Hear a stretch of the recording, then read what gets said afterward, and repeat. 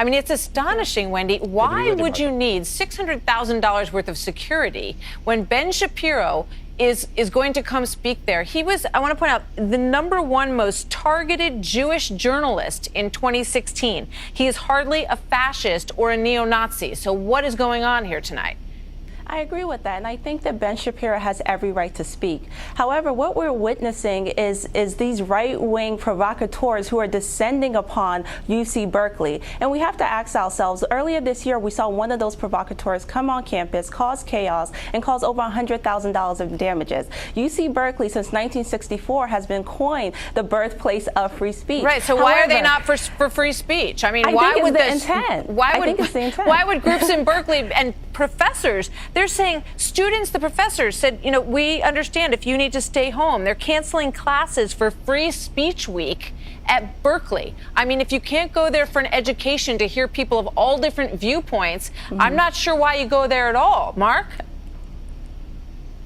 Absolutely. You're 100% right. What we are seeing here is the rise of a domestic terrorist organization called Antifa, which call themselves anti-fascist, but in fact adopt the fascist tactics of the black shirts that show up with hundreds of people bearing sticks and clubs and actually shields that say no hate as they beat peaceful protesters. And I don't know if there's going to be violence tonight. I hope there's no violence tonight. But even if there isn't, the existence of this violence in Berkeley and other places has already put a chill on free speech, because, as you pointed out, $600,000 for security for Ben Shapiro. OK, this student group that invited him is being charged $15,000 as a security fee. That's the tuition for a single year in Berkeley. So, you know, thank goodness they've got groups like the Young America's Foundation that are willing to pay for that for them. But most students can't afford that kind of thing. So college campuses around the country, students are going to be inviting fewer conservative speakers because they can't afford $15,000 for security when Antifa shows up with their clubs and their sticks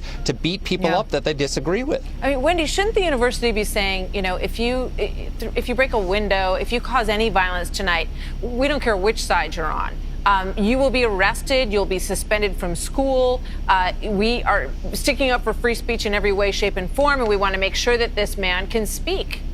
Absolutely, but as a professor, I must say that the university has the #1 goal to protect the students. So it's not saying that Ben Shapiro is going to cause any harm. It's to say if there is any agitators, that we are prepared for that. And I wanted to say something about the intent here. As UC Berkeley is the place of free speech, the intent by right-wing provocateurs has been to disrupt the status quo. And that intent is both dangerous Wendy, I have and to needs to be jump in, questioned. because when you look at the violence that happened when Milo Yiannopoulos was there, the breaking of windows was coming from the other side. When you look at Patriot's Prayer and you look at the man who was, you know, bashed, he was being beaten with a stick. You've got people holding signs that say no hate and knocking them over people's heads. So you have to recognize that the violence is definitely coming from both sides here, no?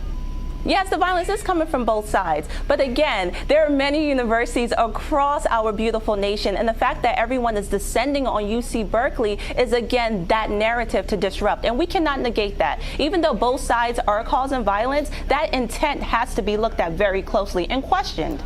Marc? It's not the fault of a conservative speaker who comes on campus if black-shirted thugs show up and start breaking windows and trying to hurt people with shields that say no hate. That is domestic terrorism. And also, by the way, it's bigotry. They claim to be anti-white supremacists. Bigotry is by definition trying to impose the hegemony of your beliefs. And that's exactly what these people are doing. They're trying to prevent people with differing opinions from coming onto campuses. They're not preventing fascists. They're preventing conservatives from coming onto campuses and presenting a view that doesn't fit with the orthodoxy on those campuses. So they are using terrorist violence to shut down free speech, and everybody, left, right, and center, should condemn that. Thank you, guys. Good to see you both.